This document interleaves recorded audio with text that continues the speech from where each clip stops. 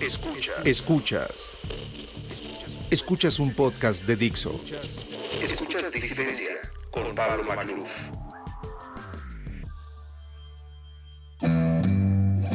Ser parte de la sociedad no significa pensar como las mayorías.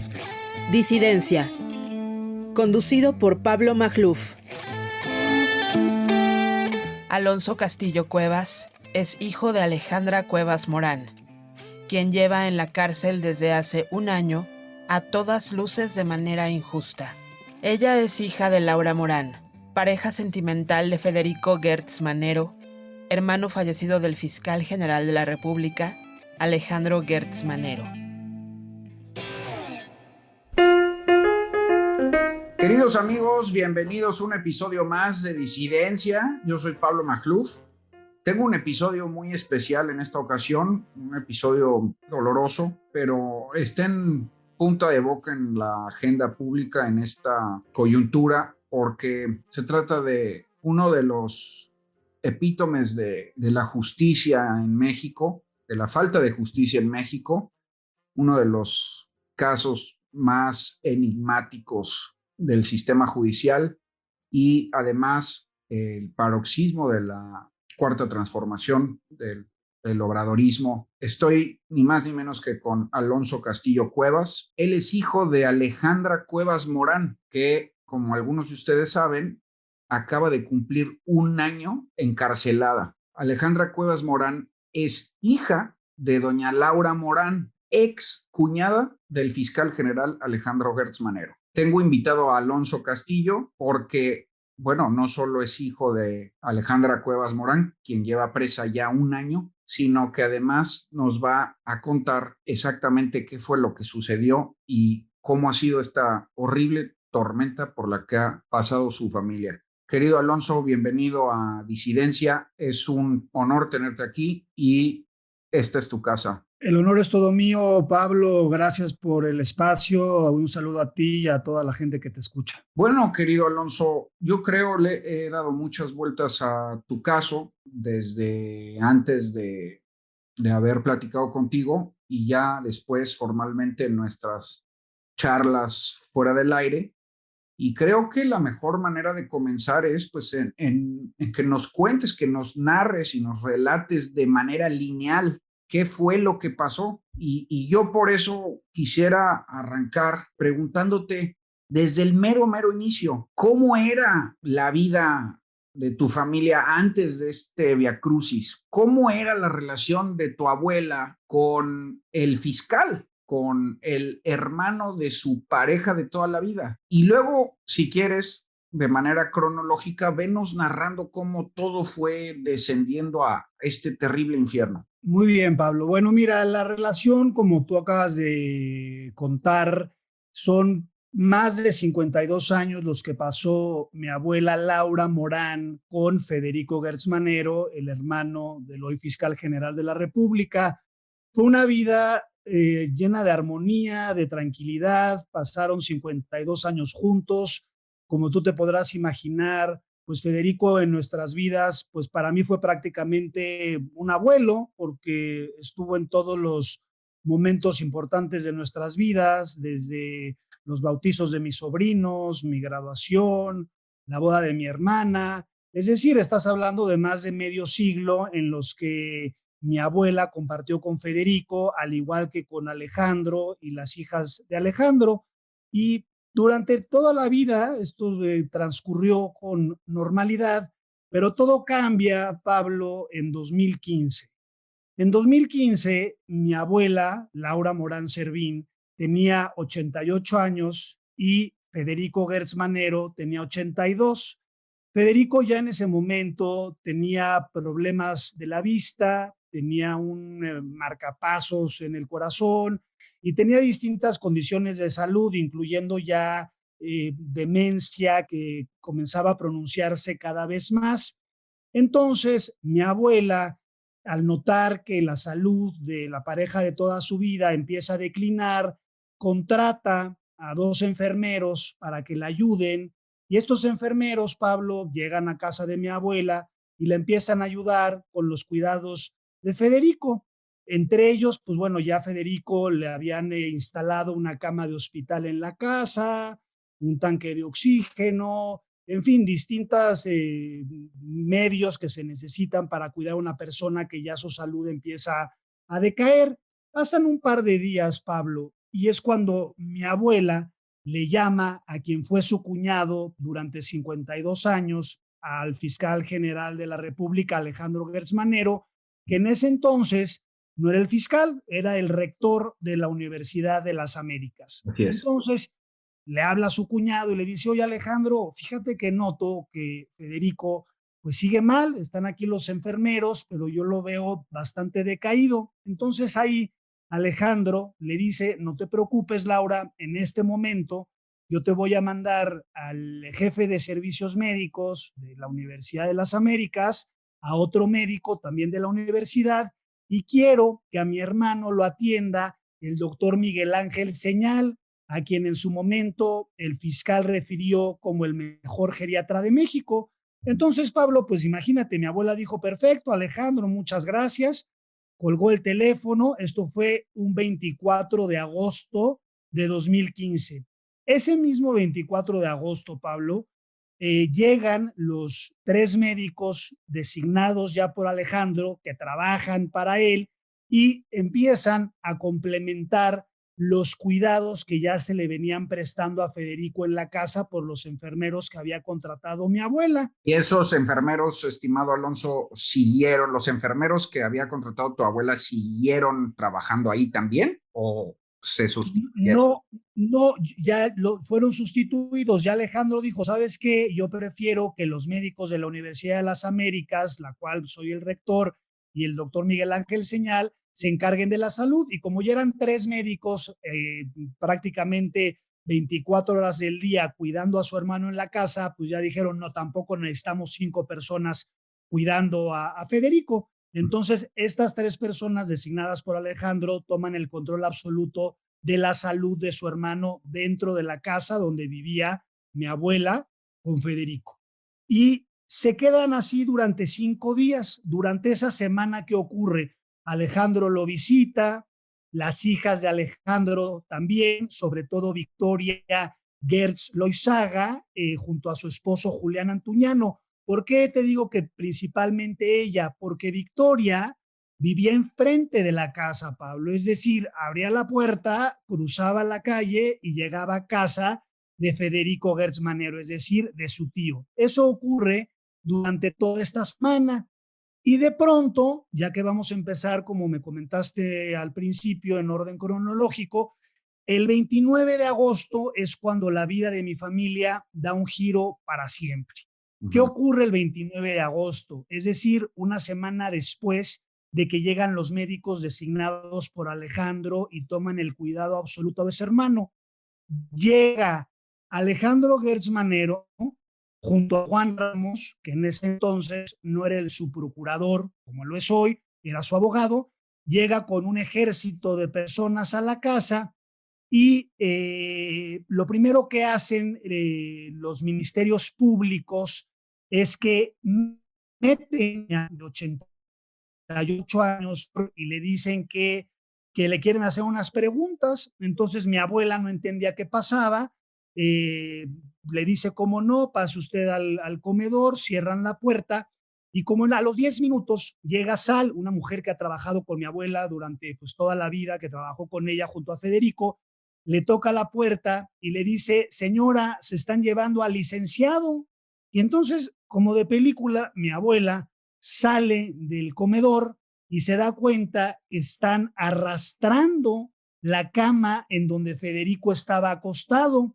Federico, según lo relata mi abuela, y bueno, los testigos posteriormente en este juicio tan largo, empieza a gritar, Laura, Laura, Laura, es decir, pues no quería que se lo llevaran de la casa. Entonces mi abuela toma al fiscal general de la República de las solapas del saco y le dice, Alejandro, ¿qué estás haciendo?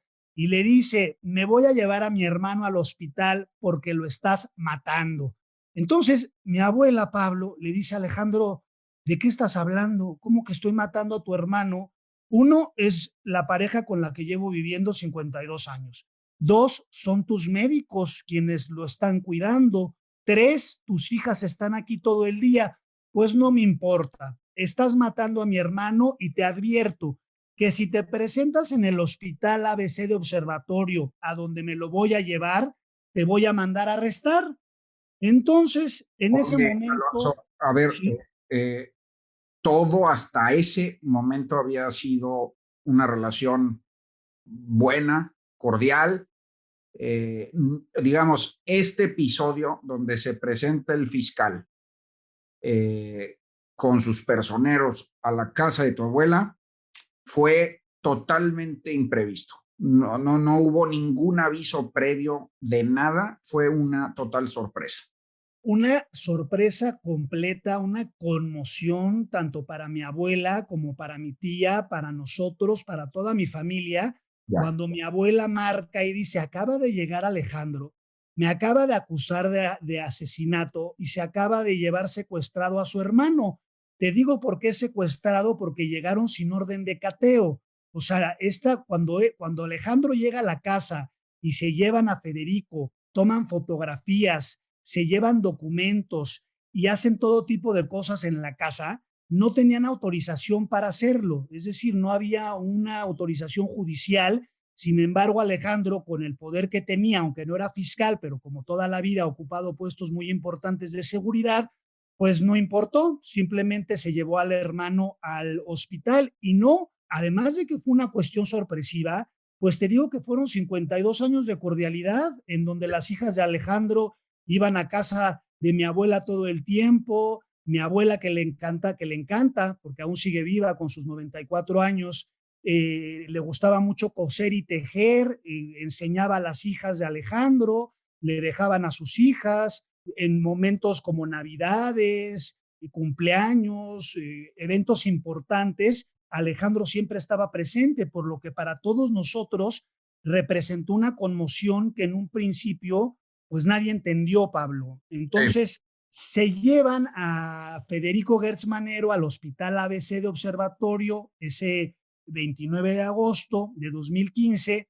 Mi abuela, al día siguiente que se lo lleva el hermano secuestrado, va con un abogado y el abogado le habla a Alejandro. Y en pocas palabras, el abogado le dice a mi abuela, Laura, mi recomendación como abogado y como amigo tuyo y amigo de la familia es que no te presentes en el ABC porque Alejandro te va a acabar arrestando y va a ser esto todavía más penoso y doloroso para ti y para toda tu familia. Entonces, se lleva a su hermano el 29 de agosto de 2015 y Federico se muere el 27 de septiembre de 2015, es decir, casi un mes después, bajo el cuidado exclusivo de Alejandro Gertz Manero, porque nadie volvió a ver al hermano. Desde que se lo lleva secuestrado, ya nadie pudo verlo más que Alejandro.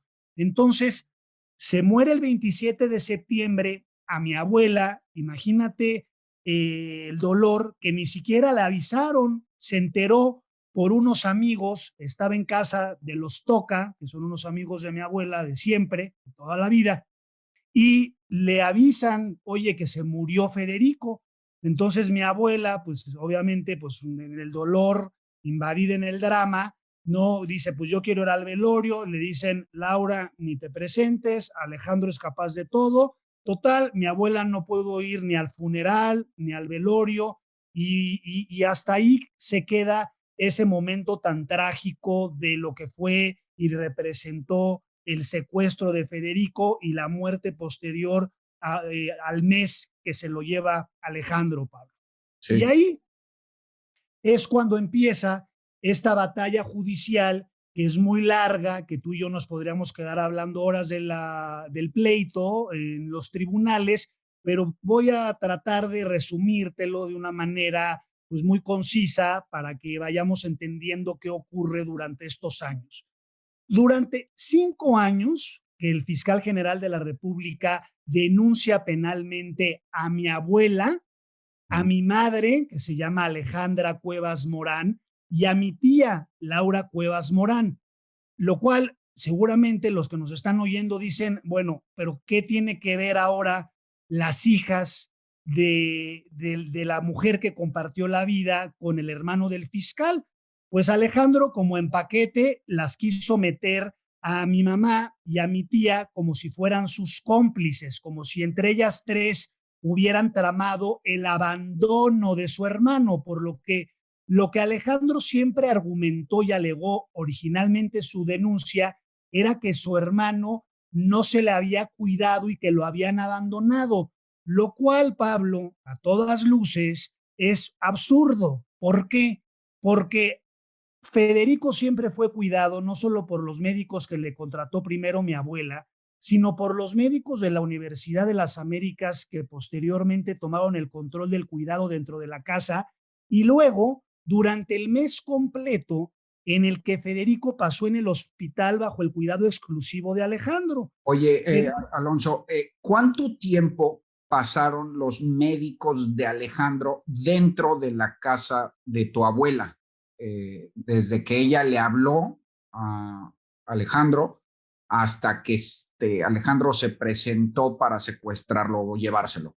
una semana, el 24 de agosto fue cuando llegan los médicos. Obviamente, durante el mes de agosto, que fue cuando Federico empezó a decaer, pues todo el mes lo vieron las hijas de Alejandro. Incluso en el propio expediente, Alejandro habla del 4 de agosto, que fue cuando recogió a su hermano y se lo llevó a unas citas. Es decir, que para Alejandro, en 20 días, mi abuela, mi madre y mi tía abandonaron a su hermano a tal grado que las denunció penalmente por el homicidio de su hermano. Pero el caso es que en realidad Federico estuvo bajo el cuidado de los médicos, exclusivamente de los médicos de Alejandro Hertz, al menos 5 semanas, ¿no? La semana dentro de casa de tu abuela y pues todo el mes en el ABC, ¿no? Es correcto. Ahora, tengo otra duda. Hay un tercer hermano, ¿no? O sea, digamos, acusados están tu abuela, tu madre, que está en la cárcel ahora, y una tía, Laura Cuevas Morán. Correcto. Pero tienes otro tío que se llama José Cuevas Morán y no lo mencionaste como acusado. No, porque mi tío realmente nunca tuvo una relación muy cercana y él no estaba presente, él era como pues un cero a la izquierda. Entonces realmente Alejandro se va en contra de mi abuela y de sus dos hijas. Ya. Por eso Pepe, José Cuevas, pues no tiene nada que ver en este asunto, ¿no? En esta denuncia que interpone el fiscal, porque el fiscal nunca veía a José Cuevas, nunca lo veía ni en reuniones, ni en navidades, ni en nada. Entonces, para el fiscal, la familia de mi abuela, pues eran sus dos hijas. Entonces, la acusación es que tu abuela y sus dos hijas desatendieron médicamente a su hermano y que eso le provocó la muerte, en esencia. Así es. Y con esa acusación, que después mutó, pero esa fue la acusación con la que originalmente Alejandro denuncia a mi abuela, a mi mamá y a mi tía. Así que empieza el juicio y durante 5 años, Pablo, las propias autoridades, la Fiscalía de la Ciudad de México, después de analizar testimonios, dictámenes periciales, todo tipo de pruebas que te puedas imaginar en un juicio de 5 años, durante 2 ocasiones, la Fiscalía de la Ciudad de México, ellos dictaminan el no ejercicio de la acción penal porque consideran que no hay ni elementos ni conductas que se le puedan atribuir un delito ni a mi abuela, ni a mi madre, ni a mi tía. Entonces, hasta ahí se queda el asunto y de pronto llega el año 2019. En 2019 es cuando Alejandro Gertz Manero asume el cargo como el primer fiscal autónomo en la historia de México. Y ahí es cuando, una vez más, la vida de mi familia vuelve a dar un giro. ¿Por qué?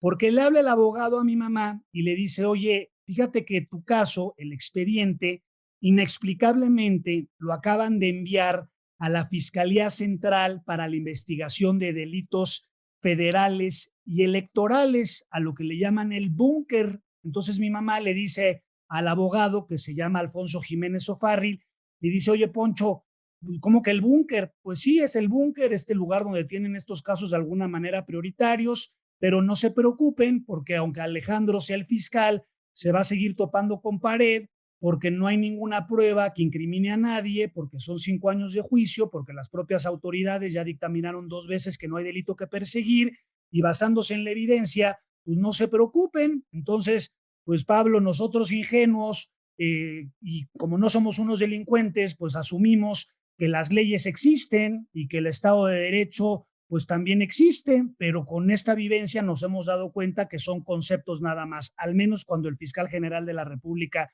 te persigue. Oye, nada más, entre paréntesis, tu madre Alejandra y tu tía Laura Sí.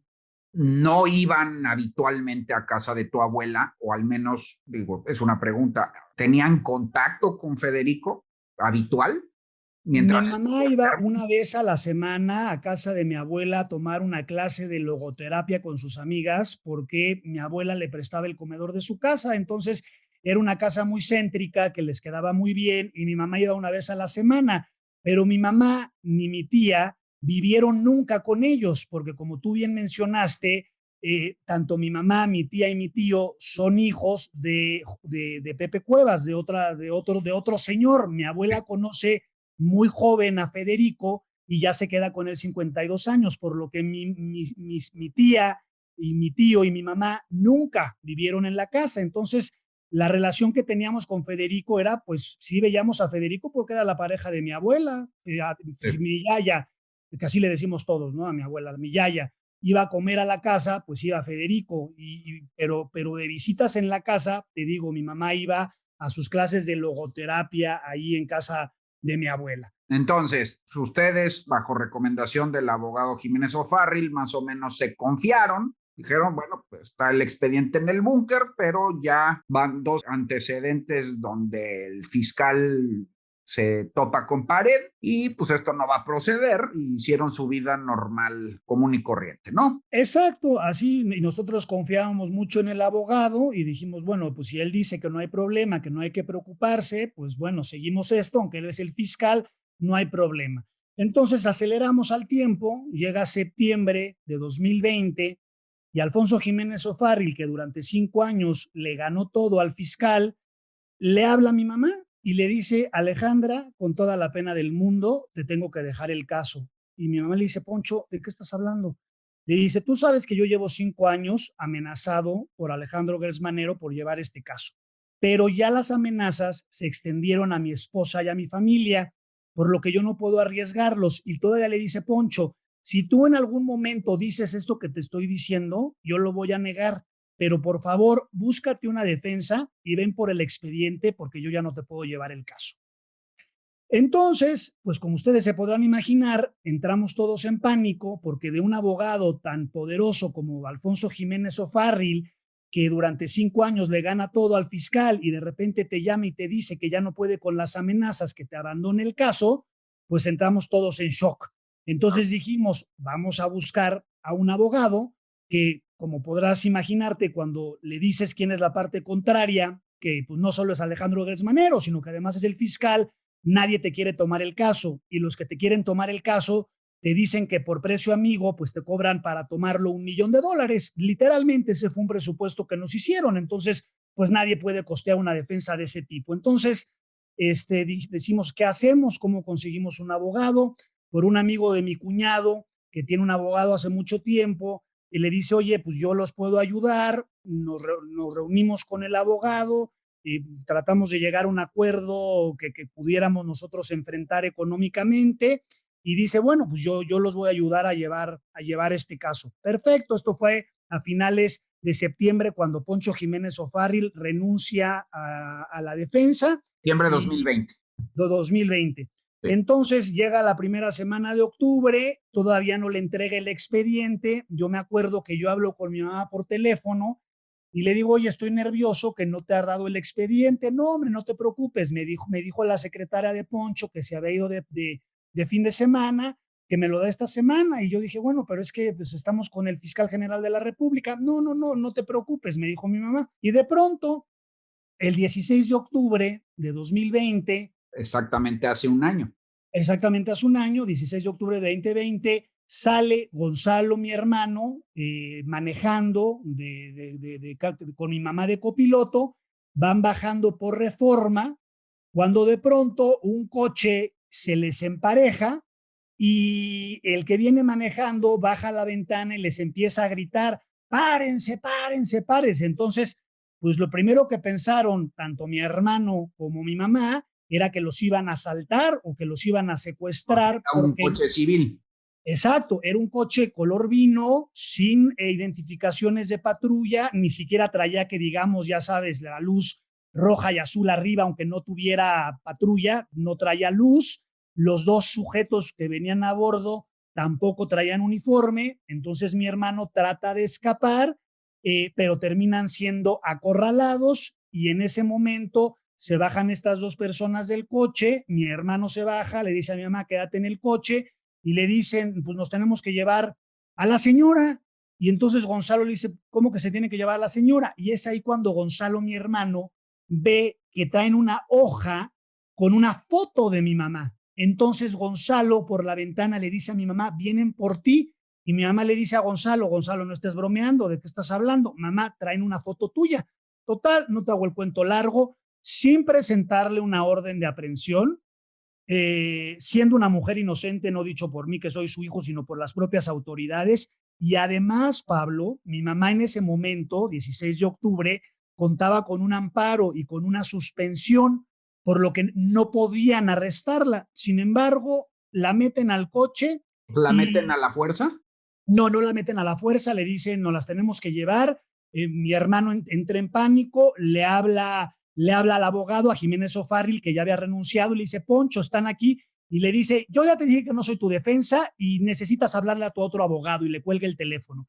Entonces, los policías, o estos sujetos sin uniforme, le dejan que mi mamá siga con el teléfono, entonces mi hermano empieza a seguir a mi mamá, a la patrulla, los empieza a seguir, mi hermano. Pero, ¿y el otro abogado, Alonso? No contestó. Le habla al otro abogado y le dice el otro abogado, bueno, primero le habla al otro abogado y el otro abogado no le contesta. Entonces, primero le llama a Jiménez O'Farrill le cuelga el teléfono. Sí. Después me marca a mí, yo pues también empiezo a entrar en pánico, le habla a mi hermana y le digo a mi hermano, síguelos, porque pues no sabemos a dónde se van a llevar a mi mamá. O sea, pero finalmente, digamos, tu madre se metió al coche voluntariamente, bueno, vamos, no fue a la fuerza, no la sometieron. No fue a la fuerza, no, y de hecho tenemos el video grabado en donde, bueno, mi hermano grabó, te das cuenta que no es una patrulla, que no traen identificaciones, que no presentan una orden de aprehensión, se mete mi mamá voluntariamente al coche, porque cuando le dicen traen tu foto y tal, y entre la confusión y el terror y la persecución, mi hermano los empieza a seguir. Y entonces mi mamá empieza a textearle por el teléfono y le dice, oye, pues me acaban de decir que vamos a ir a Santa Marta, Catitla. Y entonces mi hermano le dice, ¿cómo, ma? Sí, pues que vamos a Santa Marta, a la cárcel. Entonces, pues imagínate el terror, llegan al reclusorio, era viernes, nos dijo luego el abogado, ya el nuevo abogado que llegó ya después, nos dijo, les van a hacer el sabadazo, que le llaman para que pues el fin de semana te quedes ahí encarcelada sin saber qué hacer. Al día siguiente, sábado, mis hermanos se presentan, y oigan, venimos aquí porque aquí, bueno, trajeron a Alejandra Cuevas Morán. No, pues es que no sabemos, no la tenemos ni registrada. Oiga, pero pues ¿cómo que no está registrada? La trajimos ayer, queremos ver si le podemos dejar una chamarra, le podemos dejar un suéter, porque pues era octubre, plena pandemia, hacía frío, no le pueden dejar nada. Se tienen que presentar aquí el día lunes, que fue 19 de octubre. Y el 19 de octubre nos presentamos el nuevo abogado, mis hermanos y yo, y ahí es cuando le dictan auto de formal prisión a mi mamá. El 19 de octubre de 2020 le dictan auto de formal prisión, y es ahí, Pablo, cuando arranca la segunda parte de esta historia, que es cuando inicia la extorsión. Entonces, sí, vamos a esa segunda parte que es realmente escalofriante también. Esa es la palabra, es espeluznante. Imagínate, con tu mamá en la cárcel, de repente nos dicen que el fiscal general de la República se reunió con Alfredo del Mazo, el gobernador del Estado de México, y le dijo, se lo encontró en una reunión de Estado, y le dijo que con la única persona con la que iba a hablar del asunto de su familia era con él. Entonces, ¿por qué con Alfredo del Mazo? Es la pregunta lógica que tus oyentes están haciendo. Recordemos que hay 3 mujeres acusadas: mi abuela, mi madre Alejandra Cuevas y mi tía Laura Cuevas Morán. Mi tía Laura Cuevas Morán, Pablo, tiene 2 hijas, Regina Castillo Cuevas y Fernanda Castillo Cuevas. Fernanda Castillo Cuevas está casada con Alfredo del Mazo, ¿ok? Entonces, por eso viene esa llamada en donde nos dicen, toda la comunicación va a ser a través de Alfredo, pero Alfredo ya no va a hablar con ustedes. Alfredo le va a pasar los recados a Fernando Díaz. ¿Quién es Fernando Díaz? El concuño de Alfredo. Fernando Díaz está casado con mi prima Regina Castillo Cuevas, hermana de Fernanda, quien está casada con Alfredo. Y entonces, nada más para recapitular y dejar clara la relación familiar, ¿no? Para el auditorio. Alfredo del Mazo es yerno de tu tía Laura, que era una de las acusadas. Exactamente. Eso de alguna manera debió de brindar cierta seguridad a la familia, ¿no? Digamos, un cierto alivio, decir, el yerno de una de las acusadas es Alfredo del Mazo.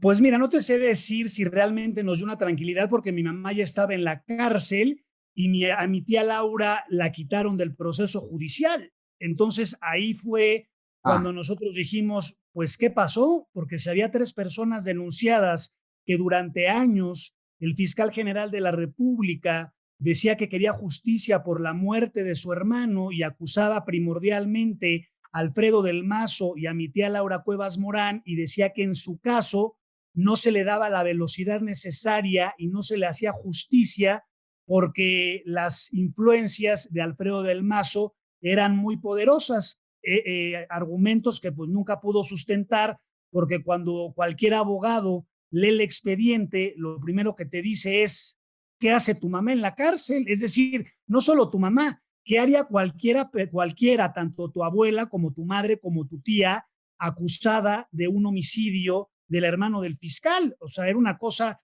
extrañísima. Pero de repente tu tía Laura, de repente desaparece del expediente. La quitan, exacto, misteriosamente cuando empieza la extorsión, la quitan del proceso judicial. Entonces, como de película, nos dicen, bueno, Alfredo del Mazo ya no va a hablar con ustedes, pues por cuestiones de seguridad, toda la comunicación va a ser a través de Fernando Díaz. Entonces, bueno, pues se lleva a cabo toda la extorsión con Fernando Díaz. Fernando Díaz es esposo de tu otra prima. Exacto, de la hermana de Fernanda. Fernando Díaz es el concuño de Alfredo del Mazo. Perfecto. Exacto. Exacto. Exacto. Entonces, Fernando Díaz, el concuño, se reunía con Alfredo y Alfredo se reunía con el fiscal. Ese era el hilo. Gertz Manero, Alfredo del Mazo, Fernando Díaz, nosotros. Oye, pero a ver, Alonso, digamos, el motivo de estas reuniones era, de alguna manera, finalmente ayudar a tu mamá, o de eso se les dijo a ustedes. Digamos, eran intermediarios con el objetivo de ver el caso de tu madre, ¿no? A nosotros nunca se nos dijo como tal, oigan, a ver, el fiscal les va a pedir A, B, C y su mamá va a salir. A nosotros lo que nos dijo Fernando Díaz a través de Alfredo del Mazo fue, ya tu mamá está en la cárcel, hay que hacerle caso a lo que pida y quizás esto, pues Alejandro ya deja esto por la paz porque son 6 años de pleito judicial. Entonces nos empiezan a pedir las cosas. ¿Y de qué? ¿Cómo fue la extorsión? ¿Qué nos pidieron? Ok. Lo primero que pide el fiscal es que quiere todos los objetos de la casa. Le entrega a Alfredo del Mazo un avalúo, una carpeta que tenía varias secciones. Obras de arte, plata, esculturas, tapetes, todo lo que te puedas imaginar en una casa, le da la carpeta. Entonces llegamos mis hermanos y yo a casa de mi yaya, de mi abuela, y le decimos, Yayita, pues el fiscal está pidiendo todo esto de la casa. Mi abuela, sabiendo que no le correspondía, porque dentro de las cosas del testamento, de lo que que le había dejado a mi abuela, precisamente eran todos los objetos de la casa. Mi abuela nos dice, yo conozco a Alejandro, sé de lo que es capaz, tu mamá está en la cárcel, empaquen todo lo que pida Alejandro. Entonces, Pablo, como pues unos cuervos, yo y mis hermanos, desmantelamos la casa de mi abuelita de 94 años, sentada en la sala de su casa, viendo cómo pues quitábamos los cuadros, movíamos las mesas, los muebles, los recuerdos, fotografías, los títulos desde la Universidad de Federico, es decir, pues toda una vida de recuerdos y de objetos. Entonces se le envían todos estos objetos a Alfredo del Mazo. Alfredo del Mazo se reúne con el fiscal general de la República y le da los objetos. Entonces, después de que le damos los objetos, pues nosotros estamos, como tú y tus oyentes, seguramente a la expectativa de, bueno, pues ¿y qué pasó? Llega después Fernando Díaz y dice, oye, pues que el fiscal tomó esto como una buena señal. Así fueron las palabras, como que fue una buena señal que le hayan entregado los objetos, pero que ahora Alejandro Gertz Manero también quiere que tu abuela haga una carta en donde renuncie a la pensión que Alejandro Gertz Manero como albacea tiene la obligación de cumplir. Entonces nosotros pues ya nos empezamos a preocupar más porque dijimos, a ver, ya nos pidió los objetos. Ahora está pidiendo que mi abuela renuncie a un derecho que ella tiene, que además, pues además de que pues una obligación que Alejandro tiene como albacea, pues no tendría mi abuela por qué renunciar a la pensión. Llegamos con mi abuela, le contamos y mi abuela dice lo mismo, denme la carta y la firmo. Déjame aclarar una cosa. Sí. Alejandro era el que debía, por instrucciones de Federico, por el testamento, era el designado albacea, era el que le pagaba la pensión a tu abuela. Mensualmente, correcto. ¿Ese dinero era de la fortuna o digamos, del dinero de Federico o del dinero de Alejandro? No, del dinero de la, digamos, de la fortuna familiar. O sea, Federico tenía los Gertz Manero siempre, el hermano mayor, que era en este caso era Federico, era el quien administraba la fortuna, digamos, ¿no? Entonces, dentro del testamento, que siempre se supo desde casi desde que mi abuela conoció a Federico, porque era de tradición, que el heredero universal era Alejandro, su hermano. Mi abuela tenía 3 cosas de acuerdo al testamento: los objetos de la casa, una pensión mensual vitalicia que Alejandro tenía la obligación de pagar y la cobertura de los gastos médicos. Esas fueron las 3 cosas que Federico le dejó a mi abuela. Los gastos médicos, Alejandro Gertz Manero nunca los cumplió y nosotros nunca se lo exigimos porque dijimos, pues si ya tiene a mi abuela denunciada y con el poder que tiene, pues nosotros vamos a asumir nosotros, mis hermanos y yo, los gastos de mi abuela médicos. Y Alejandro, durante los 5 años que trata de fabricar el delito y no puede, sí cumple con la pensión mensual, la paga mensualmente como estaba dispuesto por el testamento. Y los objetos de la casa pues estaban en la casa. Todo cambia cuando encarcelan a mi mamá, arranca la extorsión, le entregamos los objetos y vienen y nos piden ahora la carta en donde mi abuela renuncia a su pensión. Entonces mi abuela firma la carta en donde le renuncia a la pensión y se le entrega a Díaz a Del Mazo a Gertz Manero. Pasan esas 2 entregas y nosotros, pues ya nosotros trepados en el foco del terror, de pues qué está pasando, nuestros familiares nos están extorsionando a través de Alfredo y de Fernando Díaz, pero por otro lado no nos dicen nada, no hay como que, oye, entrega esto y a tu mamá la sacamos de la cárcel porque Alejandro pues va a mover algo para sacarla. Nunca hubo una cosa, simplemente era como, ustedes hagan esto como pues para que no se enoje más. Ese fue el mensaje, no se vaya a enojar más Alejandro con ustedes y les invente a ustedes delitos de delincuencia organizada. Literalmente, llamadas telefónicas que tengo en donde nos decían, pues esto, el no pagar esto es el equivalente a no pagar un rescate en un secuestro. Es vivir en el terror. Vivir en el terror. Yo me acuerdo de una llamada telefónica que, por ejemplo, nos decía Díaz, es que dice Alfredo que si no le cumplen esto, pues les pueden inventar a ti y a tus hermanos delitos de delincuencia organizada y los pueden mandar a la cárcel.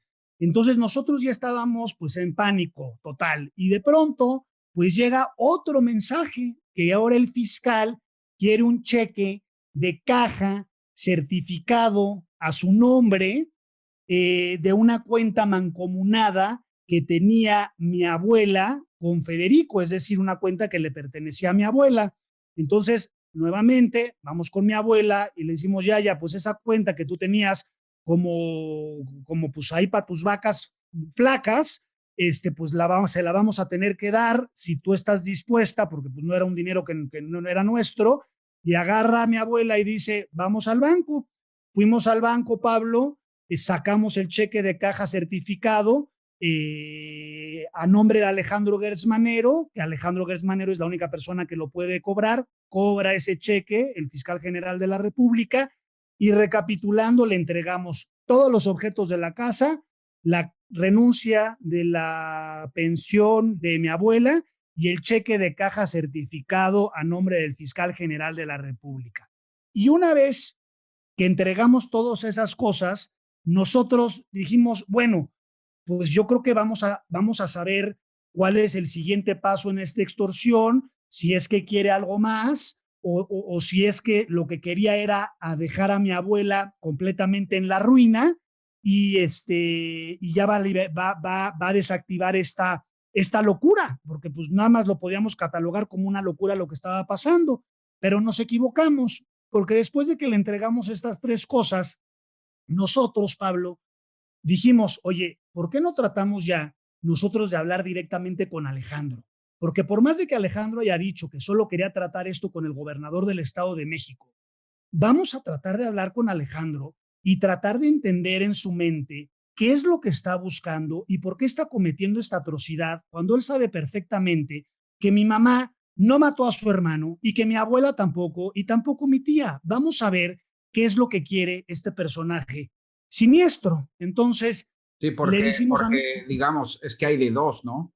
O hay una razón desconocida o debe de estar plenamente convencido, lo cual suena totalmente inverosímil, de que en efecto tu madre, tu tía y tu abuela mataron a su hermano. Exacto, la palabra, como dices, inverosímil, absurdo, pero además comprobado que eso no ocurrió. ¿Por qué no ocurrió? Sí, por la ley, exactamente. O sea, las cortes ya emitieron su veredicto.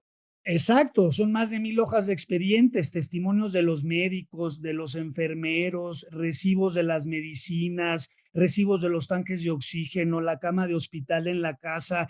Es decir, el que la gente pueda decir, no, pues alguien que hace esto está seguro que mataron a su hermano. No. Eso es una falacia y esa es una fabricación de Alejandro que ha sostenido hasta el día de hoy, porque no le queda de otra más que seguir con la fabricación, porque ya se le cayó el teatro. Entonces ustedes dicen, vamos a acercarnos a él para intentar averiguar, pues, qué onda, ¿no? Porque sí, o sea, es realmente una reacción desproporcionada.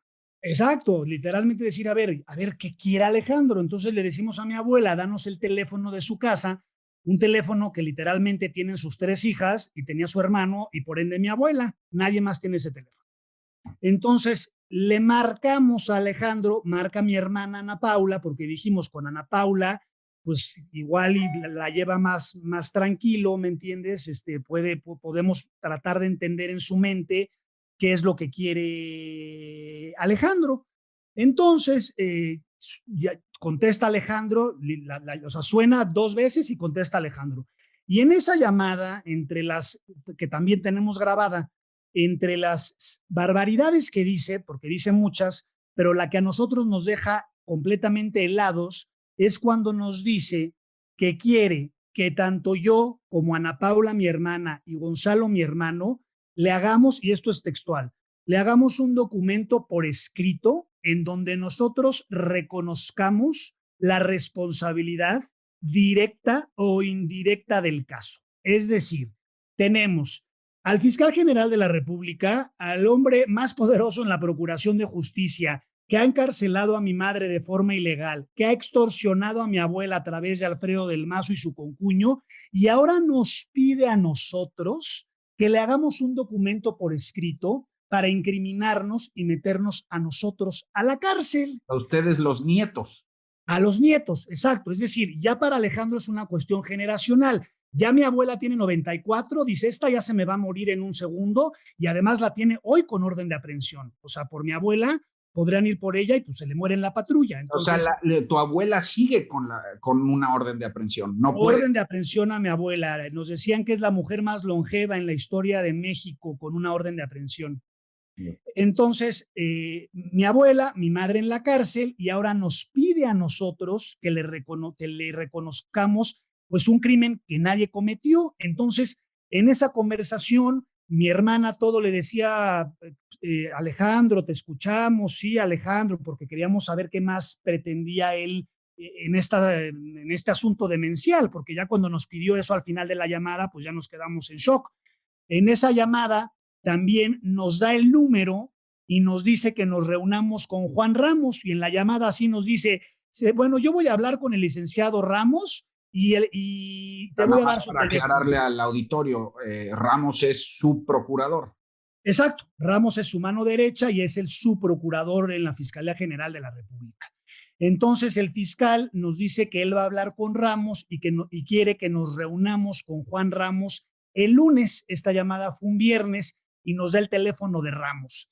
En esa llamada también reconoce su vinculación con el gobernador. En un momento de la llamada dice, yo ya le había dicho al gobernador y el gobernador ya le había dicho al licenciado Ramos, etcétera, etcétera, ¿no? Pero bueno, al final del día colgamos esa llamada, vamos con mi papá, le contamos y mi papá aterrado nos dice, no vayan a ir a la fiscalía porque igual ya de la fiscalía llegan ahí, los arrestan y no salen. Pero terminamos tomando la decisión junto con el abogado de decir, a ver, pues vamos con Juan Ramos, a ver qué nos dice Juan Ramos y ver si de alguna manera podemos entender un poco mejor qué es lo que pretende Alejandro. Entonces el lunes, Pablo, a esa reunión yo ya no fui, fue Ana Paula, mi hermana, Gonzalo, mi hermano, y el nuevo abogado que ya también ya nos renunció porque nos dijo la misma razón que Jiménez O'Farrill, después de que cuando nosotros decidimos salir a los medios, al mes nos renunció, nos dijo, hermanos, Castillo Cuevas, lo siento mucho, pero ya me amenazaron y pues mi familia está primero, así que ahí se ven. Pero bueno, en ese entonces era todavía el abogado. Entonces llegan a la Fiscalía General de la República, Gonzalo, Ana Paula y el abogado. Dan sus identificaciones en el lobby, ahí en Insurgentes número 20, lo suben en el elevador, llegan a la oficina de Juan Ramos y en cuanto entra Juan Ramos a la oficina, les dice a mis hermanos, trajeron el documento por escrito que les pidió el doctor Gertz, y mis hermanos se voltean con el abogado, Pablo, y el abogado le contesta, le dice el licenciado Ramos, nosotros no traemos ningún documento por escrito. ¿Cómo que no traen ningún documento por escrito? Pues no lo traemos. Se molesta Juan Ramos y la reunión termina. Entonces, es decir, que además de que el fiscal general de la República nos pide confesiones de delitos fabricados vía telefónica a mí y a mis hermanos, nos manda como si Juan Ramos fuera su abogado particular, es decir, tus impuestos, Pablo, y los de todos tus oyentes y todos los mexicanos, destinados a que Juan Ramos sea no solo el abogado particular del fiscal general de la República en un asunto, entre comillas, particular, porque aquí no hay nada de particular, aquí tenemos juez, parte, policía y extorsionador a la vez, que es el fiscal general de la República. Entonces nos pide Juan Ramos ese documento, mis hermanos dicen que no traen nada y ahí cesa la comunicación y nosotros no nos volvemos a comunicar con Juan Ramos, ni mucho menos con el fiscal, porque nos dimos cuenta que lo que pretendía era también meternos a nosotros a la cárcel. Entonces, ¿qué nos queda a nosotros? Seguir el proceso que ya se había llevado durante 5 años, pero ahora con mi mamá de 68 años, que no tiene una infracción de tránsito, metida en Santa Marta, Catitla, en unas condiciones verdaderamente denigrantes. Pero bueno, ¿cómo está tu madre? Esa es una de las preguntas clave.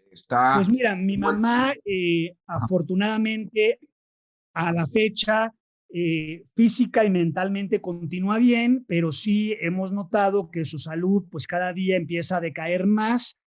Mi mamá es una mujer que tiene pues, mucha habilidad mental para inventarse cosas que hacer, y ya si tú vas ahorita, Pablo, a Santa Marta y preguntas por mi mamá, pues le llaman el ángel de Santa Marta, porque mi mamá, si no está arreglando la cárcel, está impartiendo talleres de lectura, está ahora se le ocurrió un día, porque a mi mamá le encantan los rompecabezas, y nos pidió que le lleváramos un rompecabezas, pero cuando llegamos con el rompecabezas, digo, esto ya como una anécdota, nos dicen, no puede entrar el rompecabezas porque es un juego de azar. Entonces mi mamá metió un escrito que pues obviamente no era un juego de azar, que era un rompecabezas, y para no hacerles el cuento largo, el rompecabezas se ha convertido en la terapia de muchas mujeres de Santa Marta, que dice mi mamá que es el único momento del día en donde no hay gritos y en donde hay silencio porque se reúnen en el comedor, y mi mamá las ha enseñado a armar rompecabezas. Entonces, bueno, mi mamá, entre la lectura, el ejercicio, los rompecabezas, las donaciones que nos pide a mí y a sus amigos, que si donen botes de basura, donen botes para las letrinas, ahora se le está ocurriendo que quiere pintar la cárcel, entonces ahora está viendo a través de nuestros amigos quién va a donar pintura, es decir, está llenándose la vida de actividades para no enloquecer, pero pues sí, nosotros que somos sus hijos, la conocemos perfectamente, y mi mamá siempre dice, estoy muy bien, ustedes no se preocupen por mí, porque nos ve tan mal. Digo, yo he bajado 17 kilos en un año, mis hermanos están muriéndose de la ansiedad, mi papá ya te podrás imaginar, y mi abuela, pues es un milagro que siga viva, porque si yo con 44 años estoy que me quiero aventar del edificio, pues no sé cómo mi abuela sigue viva, pero como Oye, dicen, y tu madre tengo entendido que está en una celda compartida, ¿no? O sea, está claro, en la claro, población general. Ajá. mi mamá no tiene ningún trato especial en la cárcel. De hecho, los primeros meses durmió en el suelo. Mi mamá, con dolor de cadera, 68 años, tirada, hacinada en una pandemia. Entonces, durante varios meses durmió en el suelo, y ahora duerme con otras mujeres, pero ya tiene pues un colchoncito. Dice mi mamá que pues siente la espalda en el suelo, ¿no? Pero bueno, está mejor que en el suelo, digamos. Alonso, ahorita antes de entrar de lleno a exactamente qué es lo que finalmente quiere Alejandro, que no sabemos, pues ustedes acaban de meter una denuncia a la UIF. Bueno, explícanos, ustedes acaban de acudir, ¿no? A la UIF de Santiago Nieto a meter una denuncia de unas cuentas bancarias. Explícanos tú bien. Así es.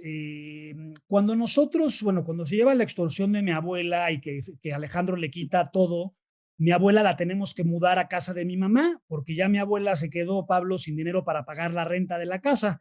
Entonces, cuando estamos haciendo la mudanza de las cosas y papeles, y pues imagínate una casa de una mujer de 94 años, la bodega, lo que tenía, es que nosotros damos con un estado de cuenta, varios estados de cuenta de una misma cuenta de un paraíso fiscal en Panamá de un banco suizo que se llama Julius Baer. Julius Baer es un banco suizo que, por cierto, tiene acusaciones por presuntos actos de lavado de dinero, y ahí encontramos un estado de ¿Esto es en cuenta. un sobre, Alonso? ¿Le Sí, encontraron en un sobre? estaba en un sobre, eran varias hojas, cuando de hecho fue mi papá quien de repente se lo da a Gonzalo, mi hermano, y le dice, ¿ya viste esto? Y Gonzalo dice, ¿serán pesos? Porque no entendíamos lo que estábamos leyendo, ¿no? Era así como que Julius Baer, Swiss, Panamá, no entendíamos. Y de pronto nos dimos cuenta que era un estado de cuenta de casi 8 millones de dólares. Entonces, cuando nosotros A vemos nombre de Federico. no es un número cifrado, no tiene el nombre, era nada más el estado de cuenta de los 8 millones de dólares, pero lógicamente, pues ese estado de cuenta, la única persona que pertenece, pues es a Federico Gertz Manero, pero como yo no tengo los mecanismos para rastrear estos movimientos, obviamente que deben ser constitutivos de delitos financieros, porque no hay manera de que Federico ni Alejandro, porque ahorita vamos a hablar de la fortuna de los Gertz Manero y demás, no había manera de que tuvieran en una sola cuenta 8 millones de dólares. Entonces, por eso es que nosotros, yo soy el que interpongo la denuncia, yo voy a la oficialía de partes, a la UIF, presento el documento, se hace, como tú sabes, un escándalo, en todos lados ha salido, para que se investigue pues esta cuenta de 8 millones de dólares en este paraíso fiscal. ¿Por qué es importante hablar de este paraíso fiscal que encontramos en casa de mi abuela? Porque hay que acordarse, Pablo, que esta no es la primera vez. que Alejandro tiene rollos, digamos, con paraísos fiscales. En 2017, el Consorcio Internacional de Periodistas de Investigación, cuando salen los Paradise Papers, una de las personas que sale en esa lista fue también Alejandro Gertz Manero. Cuando salen esos Paradise Papers, sale Alejandro Gertz y dice: yo no sabía que mi hermano Federico había abierto una cuenta de esas condiciones en Islas Caimán. Eso dijo, ¿no? En su momento, en una entrevista, Alejandro Gertz Manero. Incluso en la entrevista dice: quiero que investiguemos y lleguemos al fondo de este asunto para saber por qué mi hermano abrió una cuenta de estas condiciones en las Islas Caimán y me puso a mí de vicepresidente. Entonces, como todo pasa en México, pues nunca se investigó nada, y esa cuenta de Islas Caimán, que Alejandro salía como vicepresidente, pues ni fu ni fa, no pasó nada. Y años después, cuando, bueno, ya ocurre todo esto, es que nosotros nos encontramos ese estado de cuenta, y es aquí cuando nosotros empieza de alguna manera, porque yo estoy seguro que la gente que nos escucha deben decir, bueno, ¿qué hay detrás de todo esto? ¿Por qué Alejandro está haciendo esto? Si no es porque la fabricación del delito, pues es por el dinero. Entonces, lo que nosotros como familia, y esto es solo una suposición, una hipótesis nuestra y de mi abuela que lo conoce hace 52 años, es que Alejandro ha emprendido esta batalla judicial de 6 años porque él siempre tuvo miedo. ¿De qué tuvo miedo Alejandro? De que cuando su hermano muriera, mi abuela, que pasó 52 años con él, quizás hubiera dicho: oye, ¿sabes qué? Yo no estoy conforme con los objetos, con mi cobertura de gastos médicos y con mi pensión. Y como no estoy conforme con eso, voy a impugnar el testamento, algo que nunca se hizo. Entonces mi abuela asume que el gran miedo de Alejandro siempre fue, dijo: Laura me va a impugnar el testamento, y él no sabía qué información podría tener mi abuela después de 52 años de estar con Federico, su hermano, y de conocer perfectamente a la familia de Alejandro. Ya, Entonces, en el sentido, ¿no? Dijo, tu abuela supone que Alejandro tenía miedo de que tu abuela lo extorsionara, se le adelantara con una petición a esas cuentas, o que no, incluso bueno, las revelara. ni siquiera esas cuentas, porque mi abuela no sabía de esas cuentas. Estas Pero cuentas Alejandro no sabía que tu abuela no sabía. Eso sí, Alejandro no sabía qué cosas sabía mi abuela, lo que mi abuela, es más, o sea, para que veas lo ingenuos que fuimos nosotros, cuando arranca la denuncia penal, nosotros, mi abuela dijo: Alejandro tiene miedo que voy a impugnar el testamento. Cuando él se dé cuenta que yo no voy a impugnar el testamento y que a mí me vale gorro, va a desistirse. Alejandro tiene una vida con sus hijas. Alejandro sabe que yo compartí la vida con su hermano y que lo amé, y esto va a terminar, pues todos nos equivocamos. Pero cuando pase el tiempo y se lleva la extorsión y mudamos a mi abuela y encontramos ahora este estado de cuenta, que fue el que presenté yo ante la UIF en un USB para que analicen todas esas informaciones, pues es nuestra hipótesis que decimos: claro, él piensa, ya no es mi abuela. Dice, se muere la abuela y al rato es Alejandra Cuevas Morán la que puede quizás hacer un reclamo a la sucesión, o yo y mis hermanos. Entonces, el emperador Gertz, porque así yo lo he bautizado, porque pues realmente es un emperador, no le rinde cuentas a nadie, lo tenemos muy claro, no es un juicio subjetivo, te lo estoy diciendo porque, bueno, pues el artículo 102 de la Constitución establece que tiene que comparecer el fiscal una vez al año, y pues cuando he ido al fiscal a rendir cuentas, no solo de los crímenes que está cometiendo en contra de mi familia y de los cuales tengo la evidencia, sino de la gestión desastrosa que ha tenido Alejandro Gertz Manero, no dicho por mí, sino por todas las personas especializadas en analizar la gestión que ha tenido la fiscalía, que ese es otro tema. Oye, pero Alonso, a ver, regresemos un poco a la suposición de tu familia. Sí. Es que las cuentas ocultas, digo, Alejandro no sabía que tu abuela no sabía, pero Alejandro podía sospechar que tu abuela sabía de posibles cuentas en paraísos fiscales, y de alguna manera se adelantó a que eso pudiera salir. Puede ser una hipótesis que él haya de haber dicho, yo no sé Laura qué tanta información tiene y qué tal que Laura sabe de esa cuenta de 8 millones de dólares en Panamá o sabe de otras cuentas de millones de dólares en otros bancos. Yo no sé cuántas pero cuentas. Hay algo raro aquí, estimado. Las cuentas, al menos esa cuenta, estaba a nombre de Federico. O sea, habría tenido que ser un prestanombres. Claro que obviamente, pues es que al final del día sumas 2 más 2. La de Islas Caimán también estaba a nombre de Federico Gertz Manero.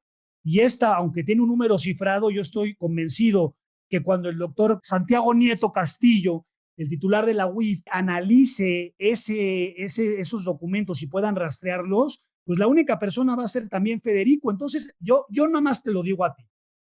¿Qué personaje tan ideal para una persona como Alejandro podría representar a su hermano como prestanombres? ¿Por qué? Alejandro toda su vida, desde los 70s, ha estado en el gobierno.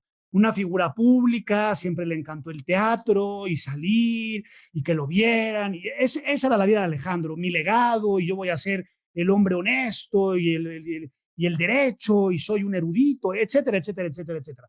El hermano Federico era un académico que daba clases de derecho, clases de contabilidad, se la vivía en la casa oyendo ópera con los perros y mi abuela, y tenía un perfil muy bajo. Yo te diría que Federico además era bastante agarrado con la lana, o sea, era una persona que no le importaba, ni era ostentoso, ni le importaban de que el coche y la ropa y nada. Federico era todo lo contrario a su hermano. La lana de Federico venía de la familia, pues. Venía de la familia. Federico realmente su lana siempre vino de los Gertz Manero. Los Gertz Manero siempre tuvieron dinero porque compraron bienes inmuebles. O sea, el abuelo de Alejandro llegó a Veracruz y de ahí él empezó a trabajar en una ferretería, una ferretería alemana, y terminó siendo el dueño de la ferretería. Hicieron dinero y compraron bienes inmuebles, incluyendo la primera Casa Blanca, que le llaman, que era la entrada a las lomas de Chapultepec, ahí enfrente de la Torre de Petróleos. Esa era la casa donde vivían los papás de Alejandro, que hoy en día, si ustedes pasan por ahí, van a ver un edificio negro imponente que es de Alejandro. Entonces, ese terreno, más otros muchos terrenos del centro histórico, unos en la calle de Palma, otros en la calle etcétera, en el centro, tenían bienes inmuebles. Entonces, sí tenían dinero, pero no para que en una sola cuenta Federico tuviera 8 millones de dólares. O sea, eso sí es clarísimo, porque pues mi abuela conoce la historia de la familia. De todas formas, la verdad, hay que aclarar aquí, ¿no? O sea, yo sí quiero dejar claro, todo esto es una suposición tuya y de tu familia. O sea, a la fecha, bien a bien, no sabemos por qué la persecución de Alejandro contra tu familia, más allá de lo que alega él, que es que mataron a su hermano. Exactamente, su versión es: abandonaron a mi hermano y no lo cuidaron.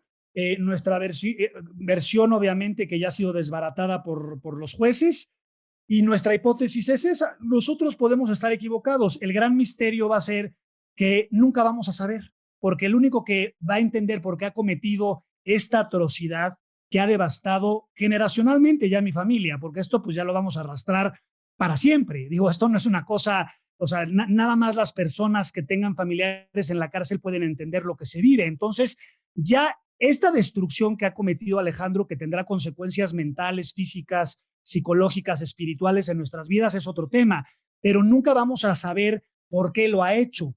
La razón esgrimida de que porque abandonaron a su hermano está completamente desbaratada. Entonces, pues nosotros y mi abuela, que lo conoce, pensamos que todo es porque él piensa que cuando él se muera, dice, se van las hijas en su contra o se van los nietos ahora en contra de la sucesión. Entonces, pues, ¿qué hago yo siendo el emperador? Meto a toda la familia a la cárcel, menos a la tía Laura Cuevas Morán. Y ahora te traigo rapidito a la tía Laura Cuevas Morán, que la quitaron del proceso, porque fíjate qué curioso que ahora que salieron, te hablaba ahorita de los Paradise Papers. Hace poco salieron los Pandora Papers. En los Pandora Papers, ¿quién crees que está, Pablo? Regina Castillo Cuevas, Fernanda Castillo Cuevas y Laura Cuevas Morán.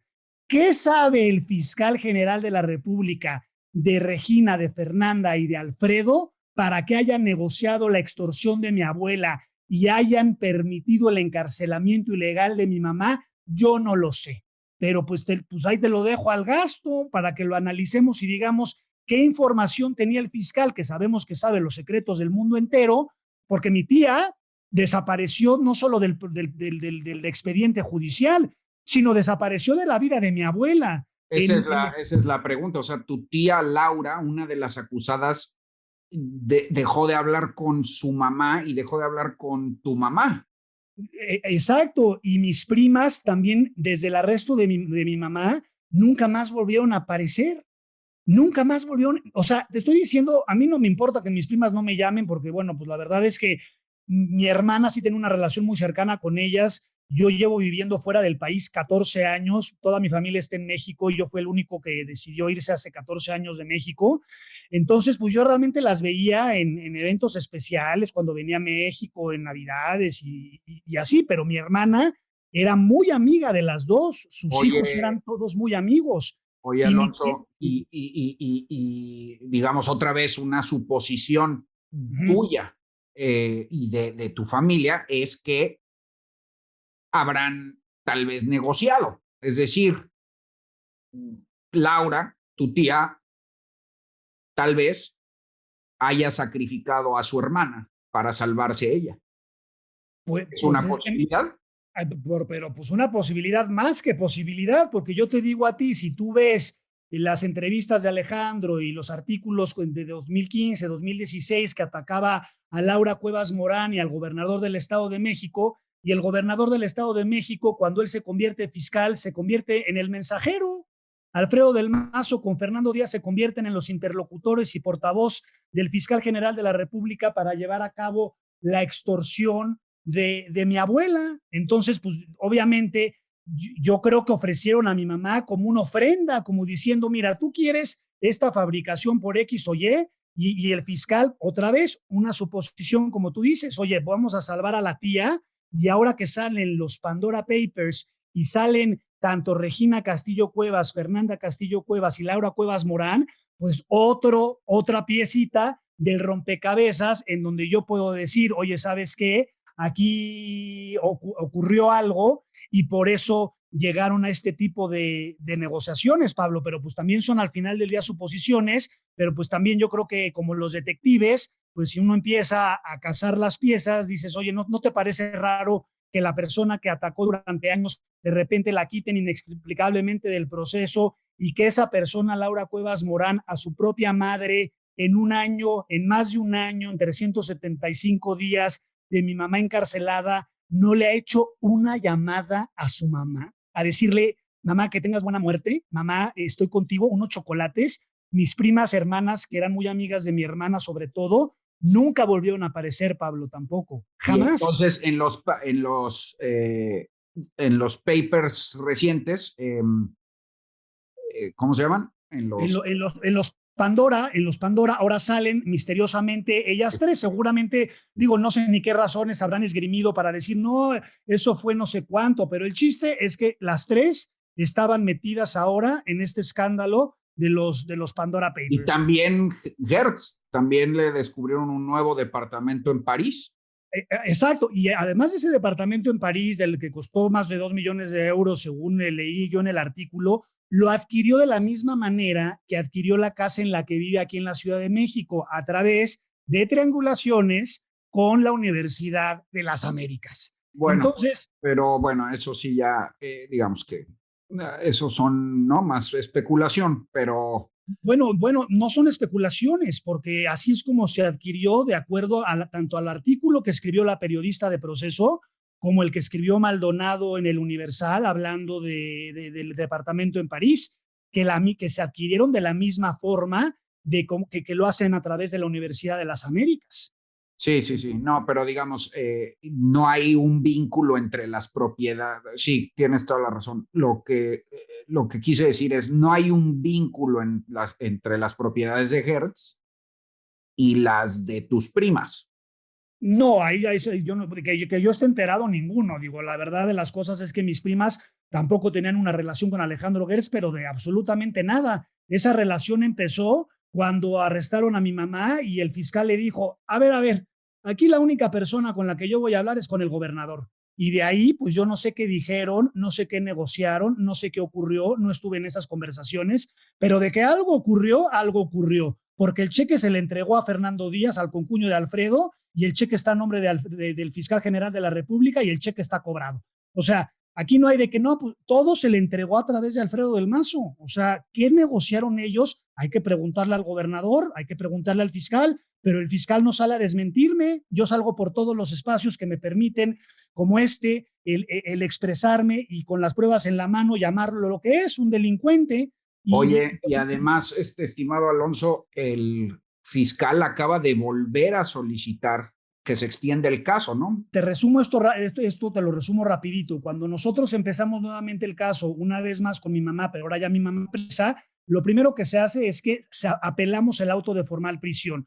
Nosotros vimos por un hecho que cuando un magistrado viera la cantidad de irregularidades que cometieron al encarcelar a mi mamá, que le violaron el debido proceso, pues el magistrado, imagínate otra vez, nosotros ingenuos dijimos, no hay manera que un magistrado que tiene mayor jerarquía que la juez que le dictó el auto de formal prisión va a mantener esta aberración.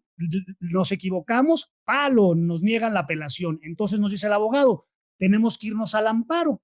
Entonces presentamos el amparo tanto para mi abuela como para mi mamá, y te confieso que yo y mi familia pues dijimos, pues nos los van a negar, porque ya nos hemos dado cuenta que esto no es un caso de leyes, no es un caso de códigos, no es un caso de abogados, no es un caso de Estado de Derecho, no es un caso de nada, es un caso de que el fiscal general de la República quiere tener una mujer en la cárcel y ahí la tiene.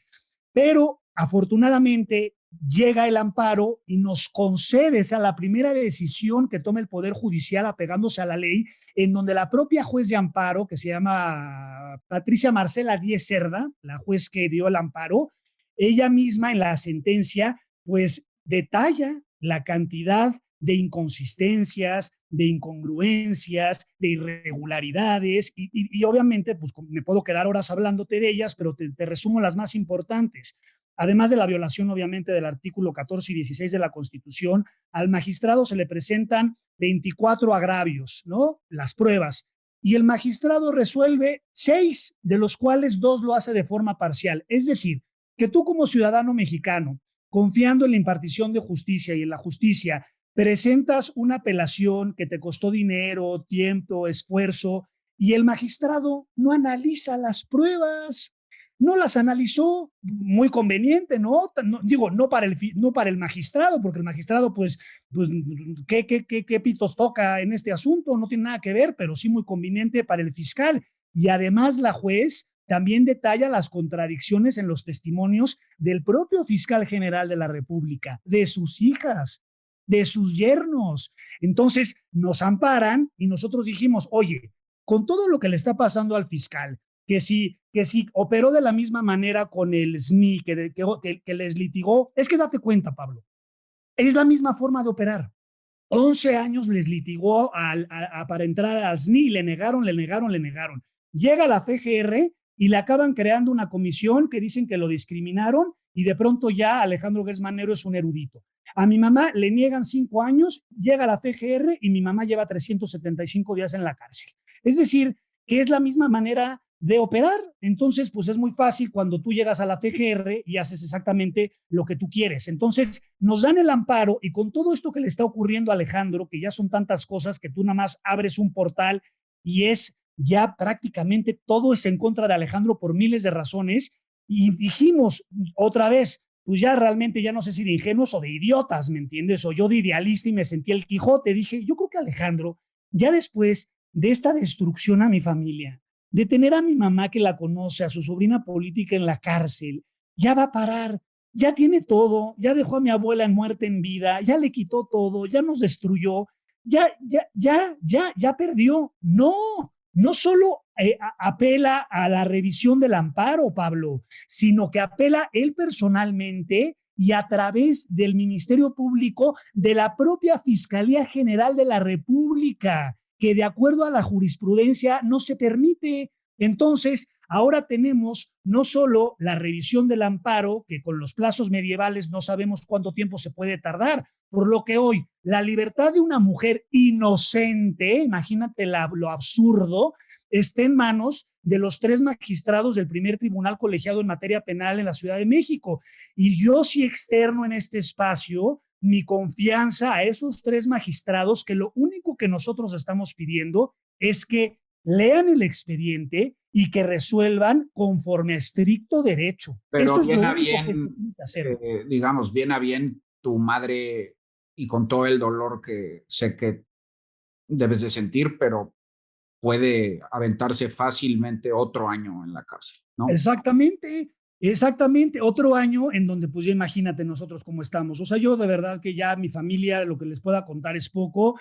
Es como de esas cuestiones cuando te dicen, oye, lo siento que se te murió alguien, pero pues no lo conoces y no lo sientes. Es igual aquí, no te lo puedo describir, pero pues solo te puedo decir que mi familia se destruyó completamente. Entonces, ahora pensar que la justicia se da cuenta de las aberraciones cometidas en contra de 2 mujeres inocentes y las ampara, y el fiscal, en lugar de decir, ya perdí, ¿cómo va a decir ya perdí el emperador? Dice que les chicaneo y extiendo esto hasta donde pueda. Por lo tanto, todo nuestro enfoque hoy es apelar a esos 3 magistrados del primer tribunal colegiado en materia penal que resuelvan el caso conforme a derecho, que nada más lean el expediente. Aquí nadie está pidiendo un favor. A mi mamá cada vez que le entrevistan por teléfono desde la cárcel dice lo mismo.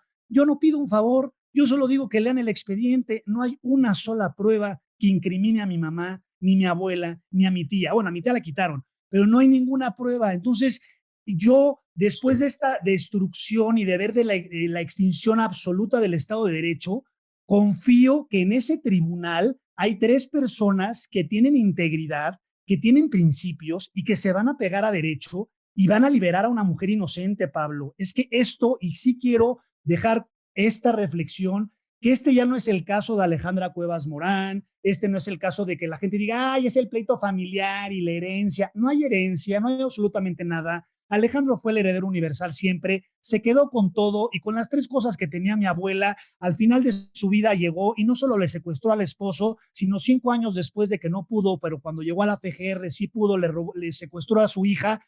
Y digo, ya no es el caso de mi mamá, nos tiene que importar a todos, porque tú acabando este podcast puedes salir ahorita a arrancar tu coche y quizás lo estacionaste medio en el lugar del vecino, y si el vecino se enoja contigo, pues al rato va con un MP, te inventan algo, y en lo que te defiendes en la prisión preventiva, te avientas 4 años en la cárcel, destruyes tu vida y la de toda tu familia. Aquí, si no nos importa a nosotros lo que está ocurriendo, si no sirve, o sea, yo sé que la justicia, la injusticia más bien, es la regla en nuestro país y no es la excepción. Otro tema que hay que discutir. Lo que sí es la excepción es tener al hombre más poderoso del país persiguiendo una familia y que nadie le exija rendición de cuentas. Entonces, yo creo que sí nos compete a todos defender la justicia, expresarnos, ya sea a través de un podcast, ya sea a través de un Twitter, ya sea a través de Facebook, y comentarlo con nuestros amigos. No, y por eso te invité, Alonso, digo, te invito por un lado para darte voz a esta terrible situación, a ti y a tu familia, darle voz al lado de las víctimas, pues, pero también porque sé que es emblemático del México injusto que todos los días vivimos. Y desde luego que te tomo la palabra de llevar este caso a todos los rincones del país, porque en efecto, y justo esta semana se dio la discusión sobre la prisión preventiva oficiosa. En México, la gran mayoría de la población penitenciaria no tiene sentencia. Son técnicamente gente inocente a la que no se le ha demostrado un delito. Y por eso para mí fue realmente, digo, con todo el dolor del mundo de lo que esto ha significado para ti, una plena simpatía con tu caso, pero de verdad que fue un placer tenerte aquí, un gusto, y que nos hayas abierto, digamos, las puertas a todo este infierno. Gracias a ti, Pablo, por este espacio, y ojalá quede esa reflexión que todos debemos de defender la justicia porque nos las están robando, y al rato que no haya Estado de Derecho no podemos quejarnos y decir, ay, no hicimos nada, porque ¿sabes qué? Hasta que no te pasa, como dicen, y quizás yo nunca hubiera visto el sistema penitenciario y nunca me hubiera dado cuenta y nunca me hubiera importado, pero hoy que veo eso y que conozco las historias de las mujeres que viven con mi mamá, que sí, hay secuestradoras, hay homicidas, pero también hay gente que se robó un perfume en una tienda y lleva 6 años en la cárcel. Es decir, están abandonadas. Esto de la prisión preventiva oficiosa es realmente una aberración. O sea, son tantos temas que se tienen que discutir, pero que esto también sirva como que pues, darle voz a un caso en donde tenemos a la cima de la Procuración de la Justicia completamente podrida y el Poder Legislativo completamente mudo. Hasta el día de ayer, la diputada Ana Teresa Aranda en la Cámara de Diputados habló de este caso y dijo que el encarcelamiento de mi madre era ilegal. La primera mujer valiente, Ana Tere Aranda, fue quien se paró en ese lugar y en ese recinto legislativo lo dijo. Y así como ella, deberían de pararse todos de todos los partidos y decir que Alejandro Gertz Manero tiene que ser destituido. Y si viviéramos en un país medianamente democrático, no solo destituido, juzgado y encarcelado. Muy bien, estimado Alonso. Pues ánimo de veras a ti, a toda tu familia. Y estaremos dándole seguimiento acá, ¿no? Al caso. Lamentablemente parece que queda mucho por delante y bueno, esta es tu casa de nuevo. Te repito que estás cordialmente invitado a seguirnos comentando cómo va el asunto. Muchísimas gracias, Pablo. Te mando un abrazo y gracias a todos los que se tomaron el tiempo para escuchar esta historia de terror, caray. Igualmente, Alonso. Pues ahí lo tienen, queridos amigos, espeluznante testimonio de Alonso Castillo Cuevas, nieto de Laura Morán. Ella fue pareja de Federico Gertz Manero, hermano del fiscal, y la madre de Alonso, Alejandra Cuevas Morán, lleva encarcelada 1 año sin ninguna justificación, como dicta bien el expediente. Ahí les dejo este episodio para la reflexión y nos vemos en un próximo episodio de Disidencia. Hasta la próxima.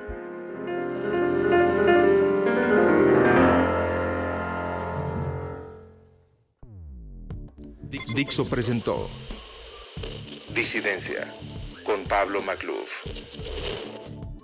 La producción de este podcast corrió a cargo de Pedro Aguirre. Coordinación de producción, Verónica Hernández. Dirección general, Dani Sadia.